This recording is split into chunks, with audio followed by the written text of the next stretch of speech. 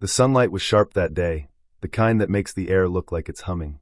I was on my porch with a cup of coffee when I saw movement by the gate. At first, I thought it was a stray cat, but as soon as she stepped into the open, I froze. A lynx. Her fur shimmered under the sun, but what caught me wasn't her beauty. It was what hung from her mouth. A small, limp body dangled between her teeth. She looked straight at me, not a wild, threatening stare, more like a silent plea. My first thought was that I must be seeing it wrong, but she took 2 careful steps forward, placed the cub gently on the wooden step, and stood there breathing heavily. The cub didn't move. My heart was pounding so loud I could hear it. I didn't know what to do. You don't just walk toward a wild lynx, but I couldn't just stand there either. I whispered to myself, "It's okay, just stay calm." I slowly reached for my phone and called the local ranger station. Ethan picked up after 2 rings. "Megan?" he said, surprised. "What's going on?" "There's a lynx on my porch," I whispered, glancing through the glass door. "She brought her cub. It's not moving." He paused for a second. "Okay, listen carefully. Don't try to touch them. Keep your distance, make sure there's shade nearby. If she's here in daylight, she's desperate." I scanned the yard. The sun was blazing directly on the steps. I grabbed a big patio umbrella, opened the side door slowly, and stuck it into a flower pot near the corner. The lynx turned her head, watched me, but didn't growl or move. I could see now. Her sides were heaving, and there was dust tangled in her whiskers. She looked exhausted. Ethan's voice came again through the speaker. "I'm 20 minutes away. Just give her space. Don't let anyone come close." I nodded, though he couldn't see me. The cub's paw twitched once, barely. I crouched low to see better through the glass. There was a dark stain along its front leg. Not blood exactly, thinner, like something oozing beneath the fur. I grabbed an old towel and a shallow bowl, filled it with water, and slid it across the porch floor using a broom handle. The mother watched it stop beside her paw. She hesitated, then bent down, lapping slowly. The cub stayed still. Every minute felt like 10. I could hear a lawnmower somewhere in the distance, the world going on like nothing was happening, while this small life faded in front of me. I kept my eyes on the mother. She wasn't aggressive, just tired, her ears twitching at every sound. Finally, Ethan's truck pulled up on the dirt road. The sound made her tense, but I raised my hand to signal him to slow down. He approached quietly, wearing gloves and a ranger vest. He whispered, "This is unreal. She must trust you." I shook my head. "No. She just doesn't have another choice." We watched as the cub's chest rose and fell in weak, uneven rhythm. Ethan frowned. "Could be poison. Or heat stroke. Either way, we can't leave it like this." He opened the back of his truck, pulling out a soft-sided animal carrier. The lynx looked at him, then back at her cub. We had to make a decision. If we tried to take the cub, she might attack. But if we didn't, it would die right here. Ethan met my eyes. "We'll give her space to choose," he said quietly. "Leave the door open to the garage. Maybe she'll follow." I nodded. We moved back, opened the side garage door, and stepped away. The inside was cool, shaded, with a blanket laid out and a bowl of water waiting. For a moment, nothing happened. Then the lynx bent down, gently picked up her cub again, and padded toward the open door. The sound of her claws on the concrete echoed softly as she disappeared inside. Ethan let out a breath. "Well, that's a first." I closed the door halfway, leaving a gap so she wouldn't feel trapped. When I looked through the small window, she had set the cub down on the blanket. She curled herself around it, her breathing still ragged, her eyes half closed. And that's when I saw it clearly, the faint reddish mark along the cub's leg, as if something inside was bleeding out. The garage smelled like warm rubber and cedar cleaner. The lynx lay curved around her cub on the blanket, sides rising in shallow waves. Her ears twitched at every sound, but she did not bare her teeth. The sunlight at the door cut a hard rectangle across the concrete, and heat pressed in from the driveway like a hand. Ethan set his field kit down and kept his voice low. "Ethan says we do this slow. She is stressed, but she is not defensive. We honor that." I nodded and held up my phone. On screen, Dr. Collins came into focus in a cluttered office, hair tied back, blue scrubs that had seen long shifts. Dr. Collins says first, no food. Offer water for the mother, not the cub. Keep shade and steady air. We want warm, not hot. If the cub is bleeding internally, we do not jostle. Ethan slid a shallow dish of water closer with a broom handle. The mother sniffed, then drank, tiny movements, tongue barely breaking the surface. The cub did not turn its head. Its breath caught, then fluttered again. I watched the mother's pause. Pads were cracked, dust ground into the fur. I said maybe she has been moving for hours. She looks dehydrated.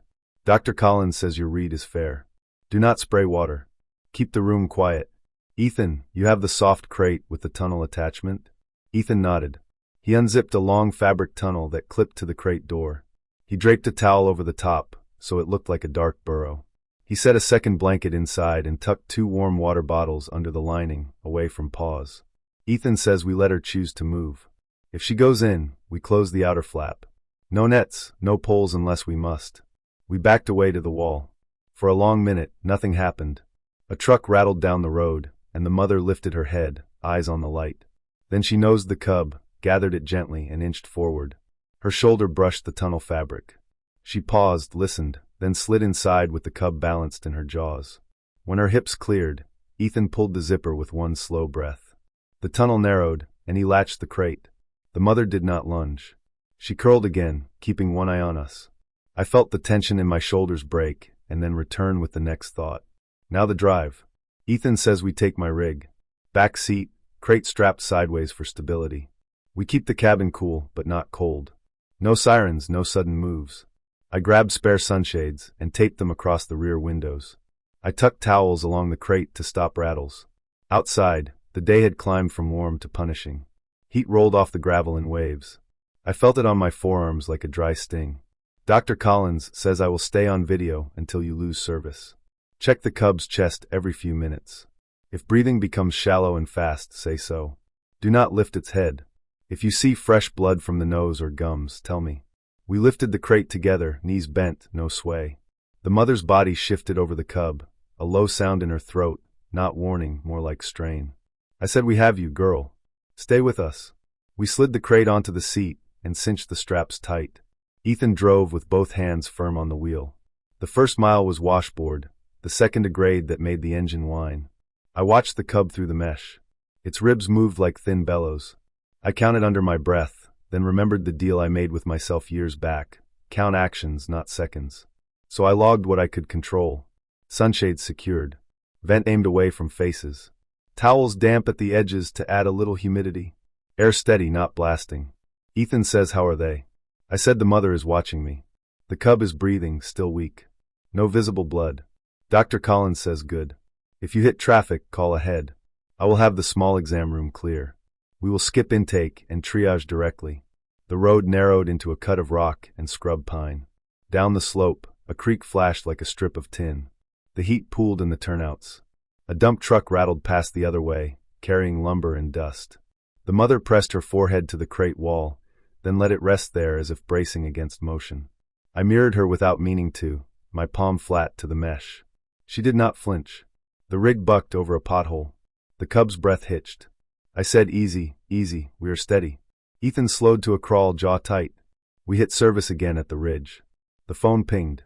Ethan tapped his earpiece. Ethan says Collins, we are 10 minutes out. Dr. Collins says oxygen ready, fluids ready. We will take a clotting time the moment you arrive. If this is anticoagulant, we start vitamin K. Do not stop the AC. Temperature swings are worse than steady warmth. The clinic sat behind a feed store and a nursery, a squat building with a shaded entry and a bell that chirped when the door opened. A tech met us with a rolling gurney and a narrow ramp. She wore a canvas glove on one hand and nothing on the other. She says we will not restrain the mother if we can avoid it. We will sedate only if absolutely necessary. Ethan carried one side, I took the other. The mother lifted her head, eyes bright, then set it back down. The cub's paw slid, claws barely peeking. We moved straight into a small room with dimmed lights. A wall unit hummed softly. The air felt like shade under a cottonwood. Dr. Collins came in and washed her hands in a quick, practiced rhythm. She knelt to eye level with the mother. Dr. Collins says you brought your baby to the right place. We're gonna help. She nodded to the tech. The tech slid a tiny sensor onto the cub's tongue for oxygen saturation, then eased it off. She whispered numbers to the doc. I did not ask for them. The mother watched, pupils wide, but did not strike. Dr. Collins says small draw only. We do not chase veins. If we cannot, we go on clinical signs. Ethan steadied the crate door while the tech lifted the corner of the blanket. The cub's leg showed that same faint reddish smear along the fur. The tech swabbed and took the smallest vial I had ever seen, barely more than a drop. The cub did not cry. The mother lifted her head once, then lowered it when I spoke. I said, "You are safe. We are right here." While the tech labeled the sample, Dr. Collins started a line of warm fluids through a tiny catheter, taped with a careful lattice so nothing tugged when the mother shifted. She turned to me. "Dr. Collins says, Megan, I will not give false promises. If this is what I think it is, the clock is cruel. But we are not out of moves." She slid a small plastic cartridge into a reader the size of a paperback. The machine hummed. Ethan stood with his hand on the crate, head bowed, like he was listening to the hum. The minutes felt wider inside the small room. In my head I traced the path from our porch to this table, each choice linked to a next. Offer shade. Build a tunnel. Strap the crate. Hold the turn. Keep the air steady. None of it heroic. Just steps. The reader chirped. Dr. Collins leaned in. For a breath she said nothing. Then she exhaled like someone who had been holding air for too long. Dr. Collins says clotting time is prolonged. This pattern fits anticoagulant exposure. Likely second generation. She looked at the mother, then at us. Dr. Collins says we start vitamin K now, and pray the bleed has not run too far. The tech was already moving, unlocking a cabinet, drawing up the dose. Ethan straightened. I felt the heat of the day finally leave my skin, and something colder take its place. The mother blinked slow, as if the room had dimmed. I put both hands on the crate, and spoke low so only she could hear. I said, "We found the name of the thing hurting your child. Now we fight it." The smell of antiseptic clung to my clothes when I stepped out of the clinic. The heat had softened into late afternoon light, sharp but forgiving.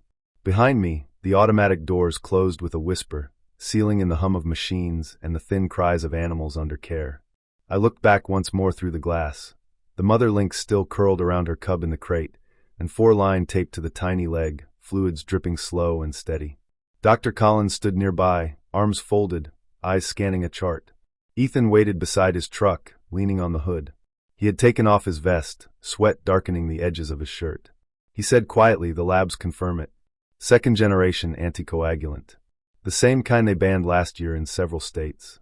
Someone's still using it here." I asked, "Can it be reversed?" He shook his head. "Not fully. Vitamin K helps, but it's a long climb back." He looked toward the road. "Someone around here set bait. Maybe for mice, maybe rats. The lynx could have eaten something poisoned, or the cub ate what she brought back." The word sat heavy in the air. I thought of my neighbor, Travis. His yard sat just beyond the creek, and a week ago I had seen him unloading sacks from his truck, tossing them near his shed. He had called them pest control pellets. At the time, I hadn't thought much of it. I said softly, "I think I know who might have used it." Ethan raised an eyebrow. "Then let's talk to him before this turns into paperwork and fines. Sometimes it's ignorance, not malice." We drove down the dirt lane that cut between the trees and ended behind Travis's workshop.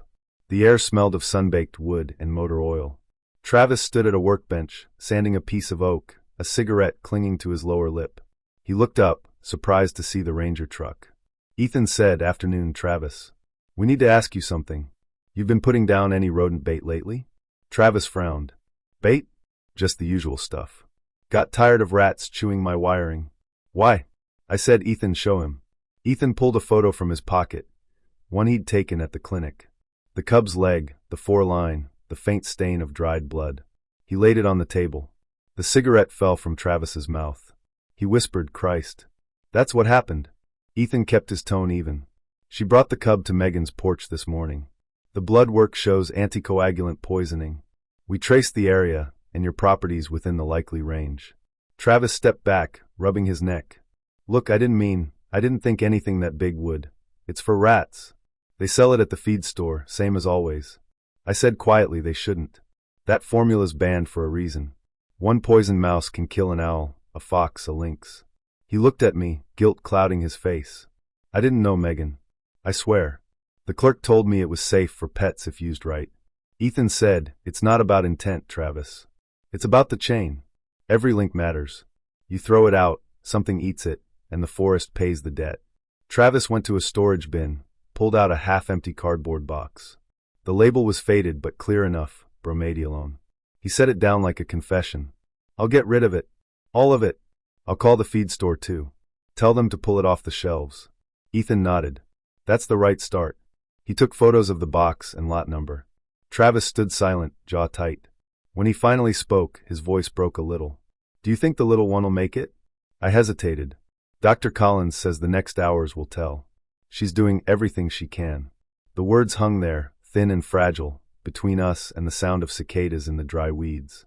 Travis wiped his forehead with the back of his arm, eyes red at the edges. I didn't mean harm. I just wanted to keep them out of the garage. I said, I know, but maybe we can find a better way next time. When we got back to the clinic, the lights in the small exam room had dimmed to dusk tones. The mother lynx was still inside the crate, her fur damp from the 4-band. The cub's chest lifted and fell, steady but weak. Dr. Collins looked up as we entered. She gave a small nod. She said, vitals are holding for now. That's good, but we're still on the edge. The toxins can resurface as they metabolize. If the bleeding restarts overnight, we'll need a transfusion. Ethan asked, from where? She said, we have a donor cat in reserve. Domestic. Close enough match to try. It's not perfect, but it might give us a window. I stepped closer to the crate. The mother's gaze met mine again. No fear now, only exhaustion. Her cub shifted slightly, nose twitching. I said softly, keep fighting, little one. You're not alone. Behind me, Dr. Collins spoke again, quiet but clear. Megan, go home. Rest a few hours. We'll call if there's any change. I wanted to argue, but my body was too heavy to resist. As I left, I looked back one last time. The room glowed in amber light, the hum of the drip steady as a heartbeat. For the first time all day, the cub's paw moved with intent. Just once, but enough for hope to take root. The morning broke too bright for what had happened. The heat came early, pressing against the windows of the clinic, turning the air thick and slow. When I walked in, I already knew before anyone spoke. The quiet told me everything. Dr. Collins stood beside the crate, her hand resting on the top. The cub lay still, wrapped in a small white towel. The 4 had been removed. The monitor's light no longer blinked. The mother lynx sat beside the blanket, her head low, ears motionless. She wasn't pacing or growling, just still, like the air itself had stopped. Ethan stepped toward me, voice low. It happened before dawn. We kept pressure, fluids, the vitamin K drip. She didn't fight it, just slowed. Dr. Collins said softly, no pain. It was peaceful. The toxin had done too much. She turned her gaze to the mother. She hasn't moved from his side since. I knelt near the crate, careful to keep my distance. The mother's eyes met mine, deep and empty, but without anger. I whispered, you did everything you could. She blinked once, slow, like she understood. Outside, the world went on, the sound of a mower somewhere, cars passing the feed store. Inside, the silence felt alive. I said to Ethan, we can't just throw him away like a lab sample. He nodded. There's a small clearing behind the clinic, under the cottonwoods. She can see it through the fence. We wrapped the cub in a piece of linen and carried him out through the side door. The mother followed as far as the gate, pressed her face against the mesh, watching. The ground was soft, still damp from last night's irrigation. Ethan dug a shallow spot, wide enough for the small body. We laid him down gently, the towel still around him. I said quietly, this shouldn't have been his story. Ethan placed a flat stone over the soil, nothing fancy, just weight enough to keep the wind from uncovering him. The mother made no sound. She stayed there for several minutes after we stepped away, then finally turned and walked toward the back of the yard, disappearing into the tree line. When she was gone, Dr. Collins wiped her face and said, we're holding a community meeting today. The council wants to address rodenticides before this fades from people's minds. Will you come? I said yes. I need to. The town hall was a converted school gym, all wooden floors and folding chairs. The air smelled faintly of polish and dust. People came in slow, murmuring, farmers, shop owners, parents with toddlers in tow. A poster board up front read, Wildlife Safety and Rodent Control, Public Hearing. Ethan set up the projector, while Dr. Collins arranged photos from the clinic. When the meeting began, the mayor gave a brief statement, something about cooperation and balance. Then Ethan asked me to speak. My legs felt heavy walking to the microphone. Faces turned toward me, curious, guarded. I told them what had happened that morning. I described the lynx at my porch, the cub that had fought through the night, the cause. Poison bait meant for rats, but taken by life that didn't know better. I didn't raise my voice. I just told the truth. When I finished, the room was quiet. Then a man from the back stood up. We can't just stop using poison, he said. What about infestations? You want to pay for pest control in every barn? His tone wasn't cruel, just defensive. Before I could answer, Dr. Collins spoke. No one's saying do nothing. We're saying do better. Sealed feed storage, traps, education. It's slower, but it works. A woman near the aisle said, and what about pets? We've had dogs get sick from this stuff too. Her voice trembled. People murmured agreement. Ethan added, we're proposing a temporary moratorium on second-generation anticoagulants until the state revises distribution laws. It's not a ban yet, but it's a start. Travis was there too, standing in the back, hat in his hands. When he stepped forward, the room went still. He said, I was the one who used that poison. Not on purpose for this, but I did. It killed that cub. I'll live with that. I already threw the rest away. If we don't change this, we'll all share the blame next time. No one spoke after that. Even the man from before looked at the floor. The mayor cleared his throat. We'll vote on the moratorium tomorrow evening. That gives everyone time to consider. As people began to file out, I caught Ethan's eye. He nodded once, quiet approval. Outside, the light had softened, long shadows stretching across the pavement. I walked behind the building before heading home. The cottonwoods rustled, slow and steady. Through the fence, in the fading sun, I saw movement at the tree line, a flash of tawny fur. The mother lynx was there, watching the small patch of fresh earth. She didn't cry. She didn't run. She just stood there, silent, until the light turned gold and the first crickets began to sing. Summer settled over the valley like a warm hand. Grass along the creek stood tall and bright, and the cottonwoods made a sound like low rain when the wind passed through. By then the moratorium had moved from a line on a poster to a habit. Feed bins were sealed. Traps replaced trays of bright blue pellets. The feed store put a rack of brochures by the register that said things like seal, store, sweep. People grumbled at first, then adjusted. The council posted updates every week. No one called it victory. We called it what it was, a better way to live here. On the day of the vote, the gym smelled like wax and coffee. Folding chairs filled, then the aisles. I stood with Ethan by the wall, hands clasped tight enough to leave little crescents in my palms. Dr. Collins sat near the front with two techs in plain clothes. She caught my eye and gave a small nod. The mayor read the motion. Ethan explained the scope. A rancher asked about costs. A shop owner asked about code enforcement. Then the clerk called for the show of hands. Arms went up like a slow tide. I looked for a gap, some cluster of raised eyebrows and lowered hands. There wasn't one. The clerk counted twice anyway, because that is what clerks do. She said the word unanimous, and the room exhaled. No applause, just a soft sound like a barn door closing tight before a storm. I walked home that evening under a sky the color of a ripe peach. At the back fence, crickets stitched their thin song along the posts. I paused at the gate and looked at the porch where the morning had once broken open. I touched the rail, then went inside and let the day end without any big words. The months after did not turn into a montage. They were plain. I swept my porch more often. I helped Travis staple hardware cloth across the gaps in his shed. He kept his word. He told the feed store manager what he had seen in the clinic and asked him to pull old stock. The manager did not argue. He made a sign that said new policy in a thick black marker and taped it to the shelf. Ethan ran 2 workshops on rodent proofing. People came with questions and coffee mugs. They learned how to seal a feed bin with a weather strip and how to set a snap trap in a box so a barn cat would not find it first. They left with tape and plans, not poison. Sometimes, on my way back from town, I would stop behind the clinic. The small stone under the cottonwoods lay where Ethan had set it, half sunk now into the soil. I didn't linger. I would stand for a minute, listen to the leaves, and then go. One late afternoon, when the heat had softened and the shadows had started to stretch, my phone buzzed. The porch camera had caught movement. Usually it was wind, or a neighbor's dog nosing at the steps. I opened the clip out of habit, holding the phone with a damp thumb from watering tomatoes. A tawny shape slid into the frame, and then paused at the edge of the light. Ears tufted, stance low, eyes steady. The breath left my body before I knew I had held it. It was her, the mother. Healthy.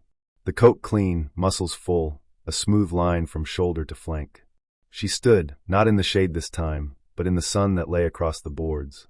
The video time stamp said 4:18. I didn't bother scrubbing. I set the phone down and stepped to the glass, slow, not to startle my own reflection. The yard held still like it remembered everything. Between the planter boxes, something small moved, then another something, then 2 small forms stepped out in awkward rhythm. 2 cubs. They were not much bigger than a barn cat, but their paws said what they would be one day. One nudged the other and then froze, legs too long for the paws. The second blinked and sat down like a little hinge folding. I did not open the door. I didn't even reach for the handle. I let the glass be the barrier it needed to be. The mother looked from the cubs to the doorway and back again. Her ears flicked once at a fly. The little ones peered at the welcome mat as if it were a sign. The porch boards were warm enough to hold the sun for a long breath, and they stood in that warmth, unafraid, not tame, but not in trouble. Ethan had told me once that animals do not think in the stories we write for them. Maybe that is true. Maybe this was only a path she chose because it was open ground and quiet. But I watched the way she held herself, the measured stillness, the long look toward the door where I stood, and I let my own story stand beside hers without trying to replace it. I lifted my phone and hit call. Ethan answered on the second ring. Ethan says everything okay. I said you should see this. She's here. She brought 2 cubs. He went quiet for a heartbeat. Then he said I am on my way, but not to approach. Let them be. I said I will. I set the phone face down on the counter and leaned my shoulder against the frame. One of the cubs crept toward the water dish I had left out and forgotten to bring in. The mother did not stop it. The cub sniffed, sneezed at the mineral smell, and then lapped a few quick tongue taps. The other cub found a dry leaf, patted it, and chased it 3 short steps until it blew off the edge and caught in the rosemary pot. I stood there and tried to memorize not the scene, but the feeling in my chest. It was not triumph. It was not sorrow. It was a weight set down, finally, without anyone watching me do it. A car door closed out on the road. The mother's head lifted. She gathered the cubs with a low sound I could not hear, but could see in the way their ears turned. They followed her off the boards and into the grasses, disappearing between shadows and the line of the fence. The camera light blinked once more and went still. Ethan walked up the drive slow, without his vest. He stopped beside me at the window and let out a breath. Ethan says you got to see it first. I said it felt like a good end to a hard chapter. He nodded, then tilted his head toward the porch. Ethan says leave the bowl for tonight. She knows how to find what she needs. The next week, the council sent out a notice about the new program. Volunteers would help seal sheds, and the county would provide a small fund for hardware cloth and bins. Travis signed up for the first Saturday shift. He grinned at me in a sheepish way when we crossed paths at the nursery. He said we are making amends, 1 screw at a time. I said that counts. The air shifted again as summer wore on. Mornings tasted cool. Evenings drew the hills closer. Sometimes the camera would ping and show a deer or a fox. Once it caught the shadow of a large bird crossing the porch, silent and quick. I checked the stone behind the clinic after a storm and found it still there, the earth around it packed smooth by rain. On a late summer day, with the sky high and the light easy, I set up my tripod at the edge of the path and pointed it toward the porch. I do not film everything in my life. Some things I keep, but I turned on the recorder for this one. I looked into the lens and spoke the words I had carried since the clip at 4:18. I said she did not come to ask for anything today. I let the camera hold the frame, the boards, the mat, a line of sun laid across wood like a ribbon. I could hear bees at the rosemary, and a car somewhere far away, and the soft click of the camera counting seconds. Then I said it, simple as it was, the only ending that made sense to the story that had started on a bright day with a soft knock no one could hear on the glass. I said she came not to ask, but to say thank you.